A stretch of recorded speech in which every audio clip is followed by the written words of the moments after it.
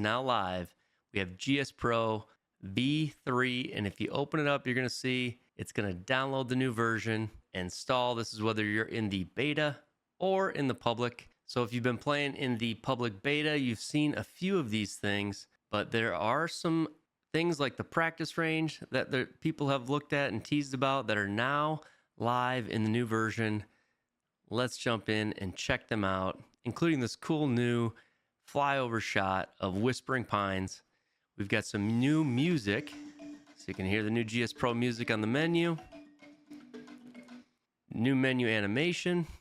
And when we go in, everything's been redesigned for a new look. And down on the bottom here, we have GSPro 3.0.1.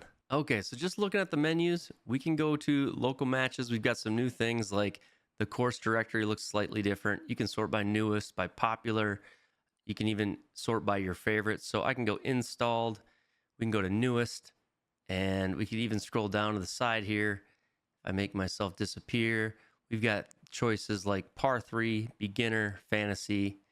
So you can do a beginner course. There's of the ones I've installed, here is the newest installed beginner courses. So pretty cool deal there. If we go back a menu, the practice range has been updated. We have on-course practice like we had before, and we've got the practice range. The practice range is completely revamped and updated with some new features. So let's jump in and take a look at it. First thing I notice is we've got the tee markers. We've also got this new drop down up here. The slider is going to change our distance to the green or the target. And this drop down right here is where we're going to get our new driving range features. So on the driving range, we now have the ability to decide how wide our range is. So is the fairway 29 yards wide?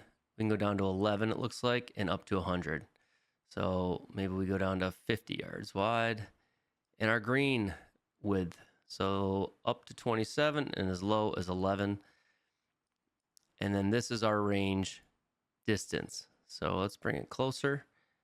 And you can see our green grow as I change that slider. At the bottom here, we've got this randomizer button.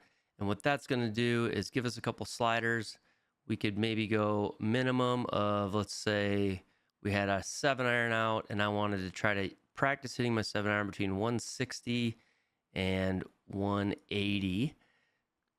And I want 5 random shots between there. I could click apply.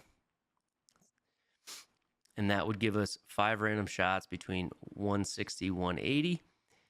Multiplayer. So these are the multiplayer settings. So we could set up 2 players.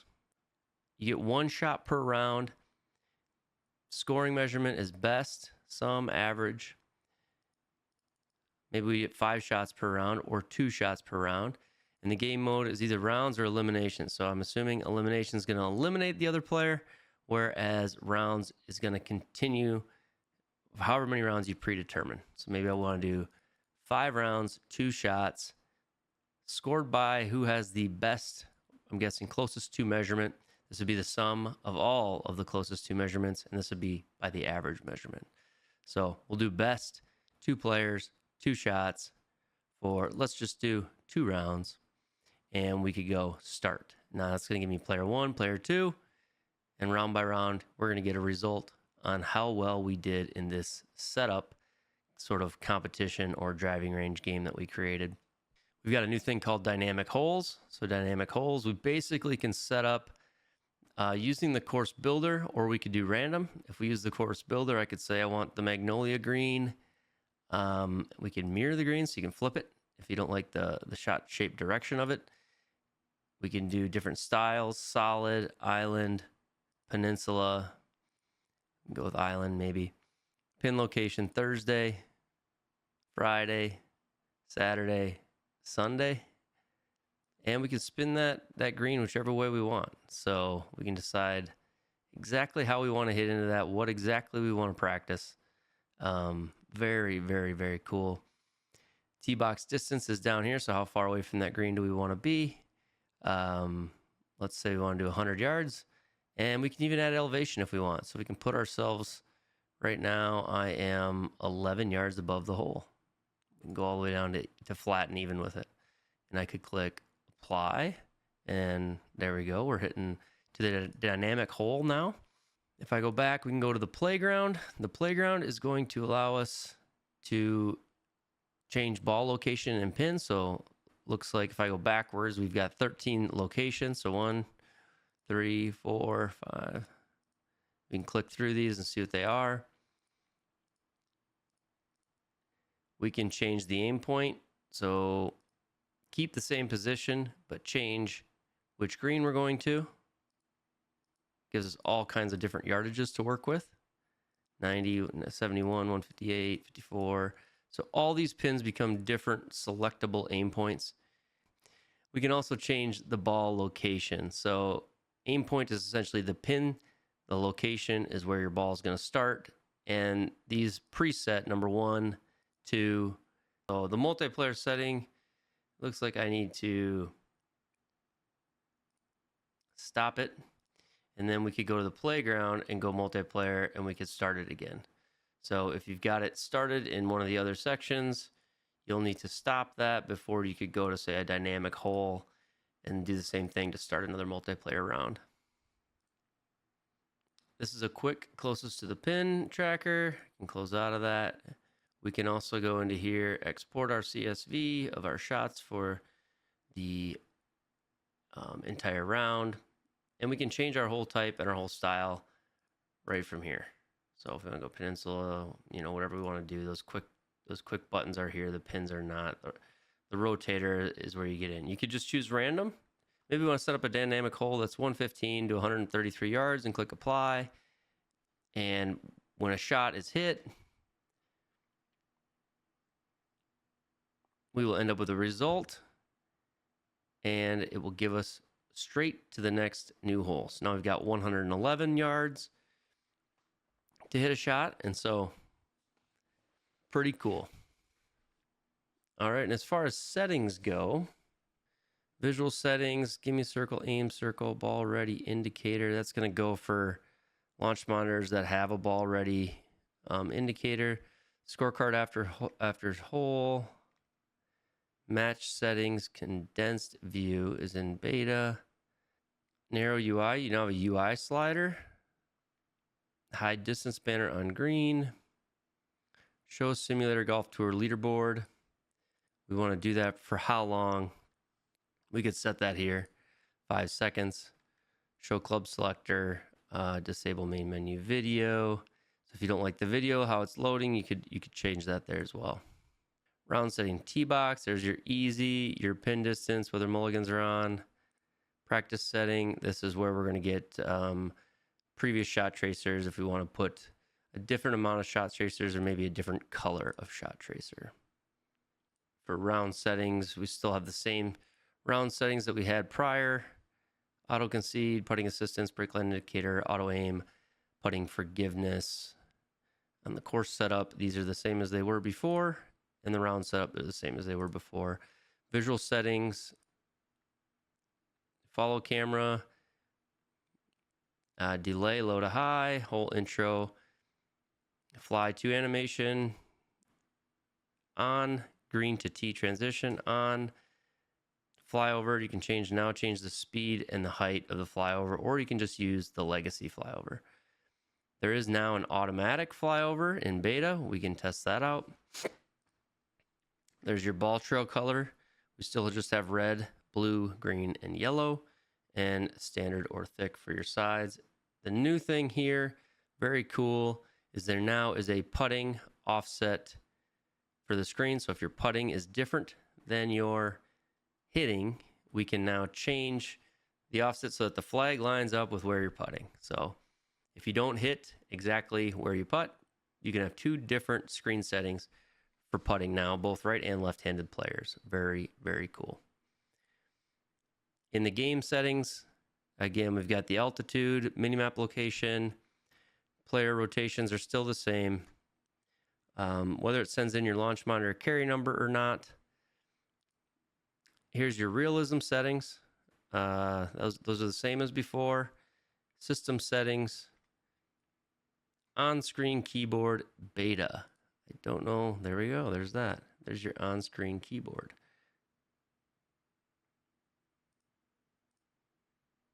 don't know why we would need that, but it could be helpful for some, if you have a touchscreen, I'm not sure. And now we've got a sounds menu where we can increase, decrease the menu course and GSPro sounds, and there's a master sound volume that you can also adjust as well. If you notice, when we hit the L setting, we now have offset enabled for left and right handed. We have this newly added feature for putting offset, which now it can be different than where you hit from. So that's that same exact setting that you see on the internal menu.